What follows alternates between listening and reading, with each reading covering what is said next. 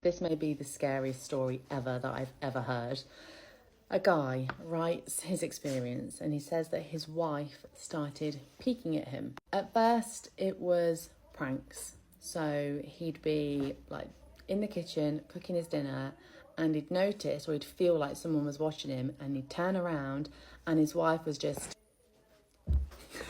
He said that it always used to make him jump, make him scared. She was hiding behind walls, under tables, and she'd never say anything. When she was caught, she'd just run away. She started doing it in really obscure places, like she'd get in an ottoman and just have her eyes poking out. It really started to freak him out and scare him, so he used to shout at her. And then he said that it kind of stopped for a bit. And while they were having dinner one night, he said, "Oh, you're not peeking at me anymore." And she said, "Maybe I'm just getting better at it and you're not noticing me." So then it starts getting creepy again and he's noticing her a bit more. It's scaring him even more that she's not reacting to it. She's not laughing. She's not going, "Hey, I got you." She just runs away, walks away and never acknowledges it. And there's one time where he's in the bathroom and he's hearing this weird sound. And he gets in the shower, he's locked the bathroom door.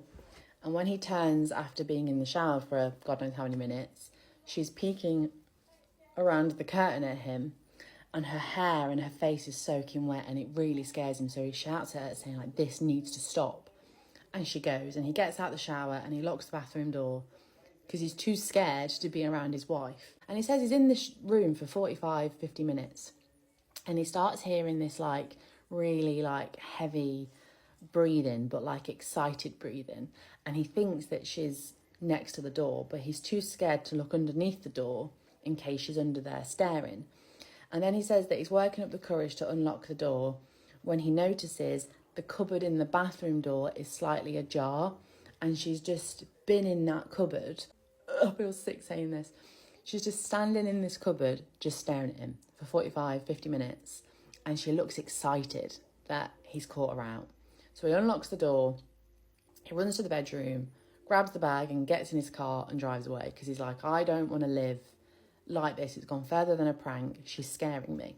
He goes to his brother's house and he tries to explain what's going on. And his brother's like, "Yeah, okay then." And his brother's wife's like, "I think she's just playing a prank." And he's like, "No, it's gone beyond a prank. It's terrifying. It's like she's haunting me. She's a creep." And then his wife starts texting him saying where have you gone? Why are you doing this? But never apologising, never saying sorry.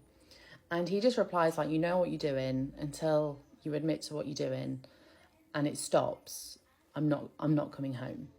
He decides to stay the night at his brother's house.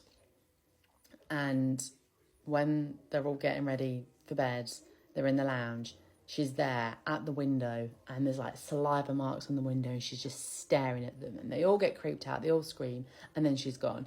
And he's like, "Look, I'm telling you, there's something wrong with her." So he calls her mum and he says, "Look, what's going on?" And this mum just declines even talking about it. She's like, "I don't have time for this, bye." She obviously knows something's going on. He stays at his brother's house for a while. I don't know how long, but he says he's there for a while and he finally needs to get more clothes and he works up the courage to go to the house. So when they get to the house, they open the doors and it's all dark. She's shut all the curtains.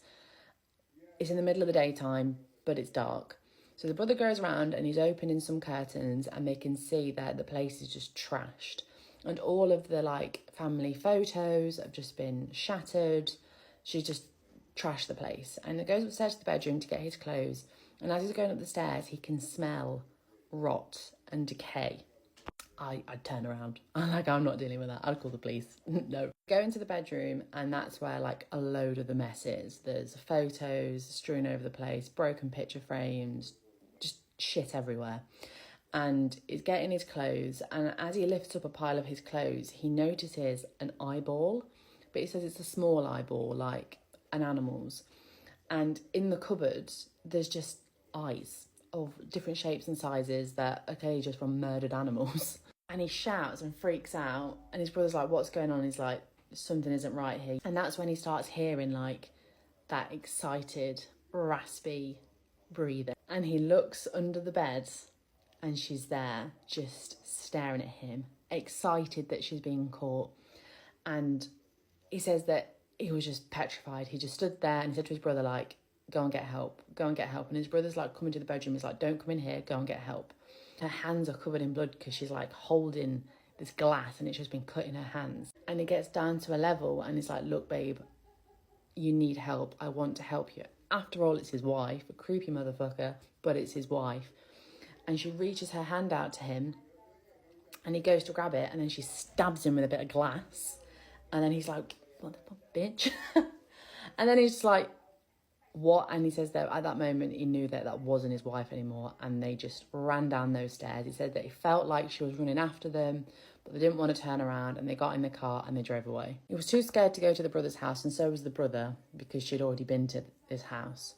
And he says he ended it, and we haven't had an update from him yet, but he ended it saying that he got himself in a hotel room, and he says that he keeps on feeling like someone's watching him.